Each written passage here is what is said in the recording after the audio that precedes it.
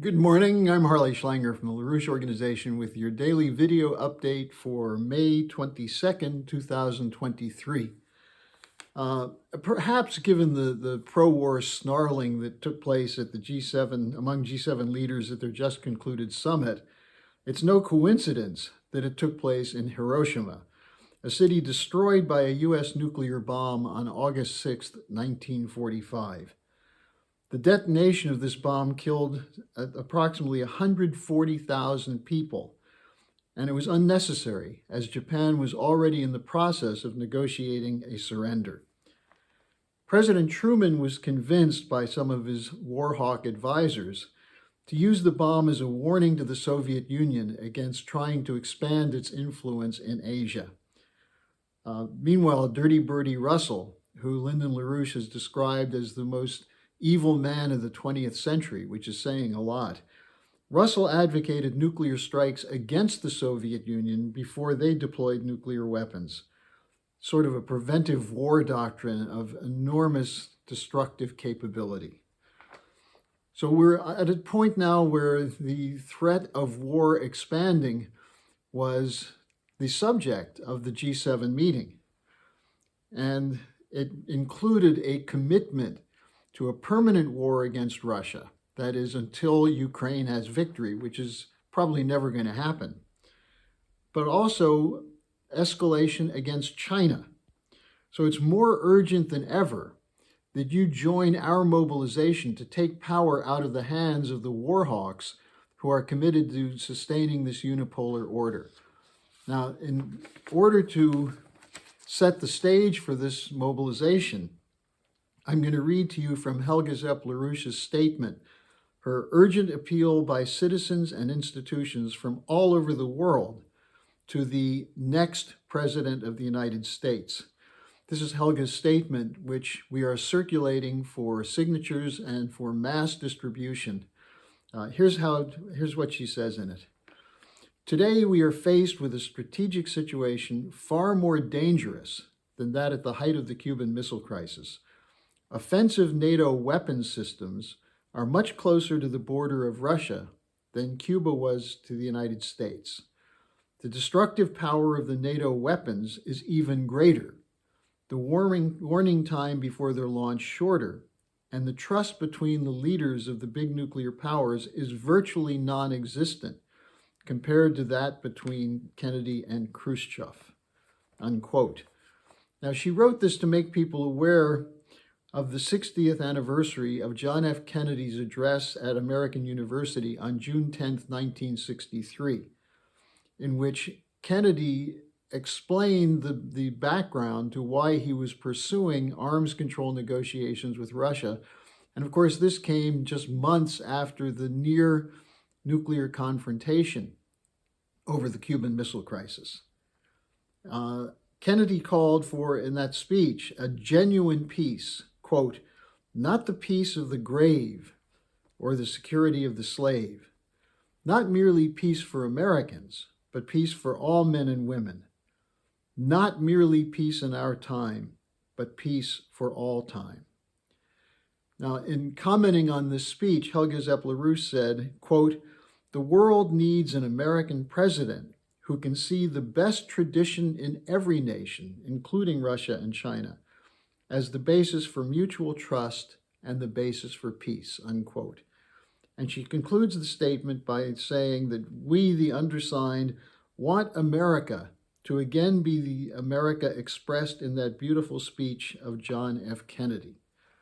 And Helga's leaflet will be linked below in the description section. Now, what makes this so important is that in the discussion that took place at the G7 meeting was the continued, or the new offer, I should say, to provide F-16s to Ukraine. Now, there was some hesitance to do this, and we're not sure yet if they actually have the F-16s, if they're going to, but there was a commitment to train Ukrainian pilots to use them.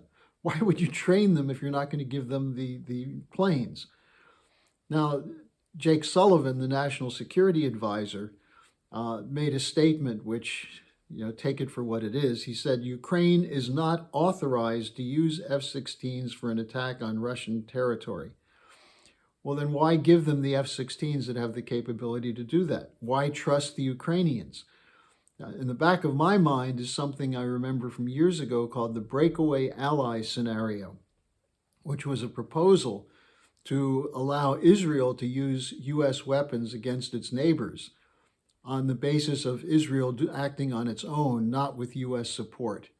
And of course, any country that would be attacked by Israel or Ukraine using U.S. weapons would draw the proper conclusion that on some level, a go-ahead or a wink and a nod was part of the deal. Now, while the G7 summit was going on, there were protesters outside, including survivors of the 1945 U.S. attack. According to the Japanese press, and I haven't really seen this in the American press, the protesters accused the G7 of escalating the war in Ukraine. They held banners saying, "No war." And one who was interviewed said, they oppose using Hiroshima, a city symbolic of peace, as a venue for their meetings in which they are pledging to escalate the war. Now, one other note from the G7 meeting to just give you a sense of the absolute arrogance of the officials who were involved in these wars and the economic policy. They issued a statement against the use of, quote, economic coercion, unquote, as part of their attack on China. Now, earlier that day, the U.S. issued another round of sanctions against Russia and Russian citizens, as well as threats of sanctions against China. At the present time, or actually by 2021, the latest report I've seen, the U.S. had sanctions against 20 nations. In Biden's first year, there were 765 new designation orders on 50 different sanctions programs. And in 2023, in the aftermath of the devastating earthquake that hit Turkey and Syria, the U.S. refused to lift the Caesar sanctions against Syria, condemning many people, including children, to miserable conditions and death because of U.S. sanctions. It also should be noted that alongside the sanctions has been the theft of actual money from Afghanistan, as well as over $300 billion from Russia. So where does the U.S. and the G7 countries, where do they come off saying that it's wrong to carry out economic coercion against nations, when in fact it's the U.S. and its NATO allies that have been the practitioners of the most vicious, deadly sanctions in world history? So this is a major aspect of the drive for de-dollarization. Nations don't trust the United States. They don't trust that they can do honest trade and investment with the United States. Now, that's why the call from Helga Zepp-LaRouche is so important. How do you reestablish trust when nations in the rest of the world see the obvious hypocrisy of the arrogant G7 leaders demanding an end to economic coercion, and then acting surprised or even outraged that global South nations are rejecting the demands of US and NATO that they support the sanctions against Russia? So I'd urge you to look at the link below to the statement from Helga Zepp-LaRouche. Download it, sign it, circulate it. Only a mobilization of citizens can take power away from the warmongers who run the countries in the transatlantic region and NATO. And that means you. Join us in this fight. Now, I also will have a link to the Manhattan Project meeting from Saturday, which featured Ray McGovern. I also participated, and it was a full discussion of the implications of what it means if power is not taken away from the warhawks. So thanks for joining me today. Please use the links and act as part of our mobilization.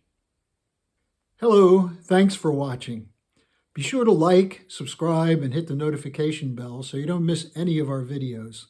Support our independence to produce videos like these. Become a member of the LaRouche organization at thelarouche.org/member. By becoming a member for $25 or more, you'll get special access to the EIR Alert Daily Briefing and Weekly Magazine, which is what I read to stay on top of things.